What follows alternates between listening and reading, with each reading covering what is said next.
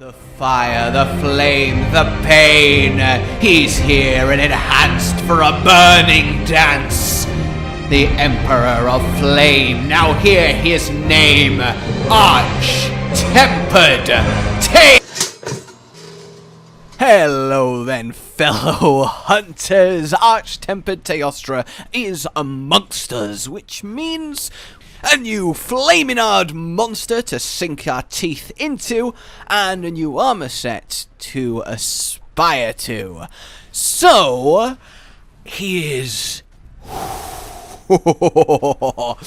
he's gonna make you sweat. I don't think there's a huge amount difference from one little initial foray into his battle, but there are a few cool aspects. Namely, a certain other Elder Dragon shows up, and you kind of have an Arch-Tempered turf war, which pretty damn awesome. And I think he has one new move, but beyond that, just the increase in health and raw damage. And he seems to be, I believe, pumped up in the flame aura department. And I could be imagining it. It's so easy to go, that's you, right? That's definitely... Does anyone remember that on normal Teostra? Does anyone remember anything about normal Teostra while you're fighting an Arch-Tempered version? So a lot of things seem like they might be new, but that's kind of my gut feeling. But, oh, it was intense, and it was awesome. I used maybe 2 potions in my first kill, but I did cart twice because getting one shot by just casual abilities. I underestimated the new damage output so hard, and I have level 3 fire resist. You really don't want to get smacked about the place by his fiery explosions now, or you're gonna fucking die.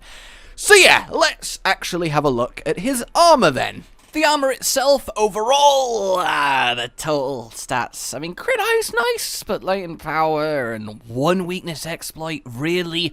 But immediately what's striking is the visuals. It has a lovely effect on it. It is in stark comparison to the normal Teostra gear, so it does have that going for it. So if I was going to turn my critical eye on this critical crown, it's got 2 critical eye, but more critically 2 slots of critical importance that might give it a critical role in a crit-based build. I spent like 15 minutes planning that. It's not bad though, honestly. Any piece of armor that's rocking 2 double slots is a worthy consideration, but on top of having a tangible, well sought after skill, yeah, I can see this actually making some headway. I still don't think this is going to outdo getting Master's Touch with 4 Draken, at least for an offensively inclined build, because I mean, it just doesn't compete that well. If we look at the chest, latent power, yeah! And then the one sad, lonesome weakness exploit. You know, I mean, the 2 starter gets fine, but it's just shite. Like, I was so hoping when we're getting Arch-Tempered Teo that we'd get weakness exploit distributed in a way that actually gives us a bit of creativity to play with, not this just disgusting chest piece. It's the only weakness exploit on the entire set. Like, why? Hercules! Disappointed! Thank you. The gloves, however, I can kinda get a grip with, cause I'm on fire today, cause Tails, I hate myself.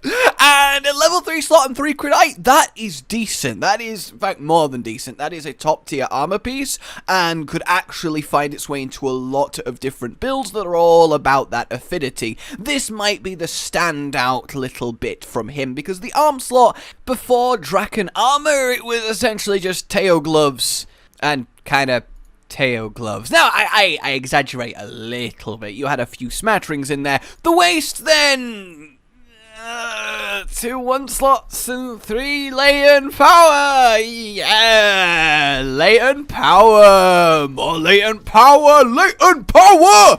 It's disgustingly offensively bad, and honestly, my disappointment is immeasurable.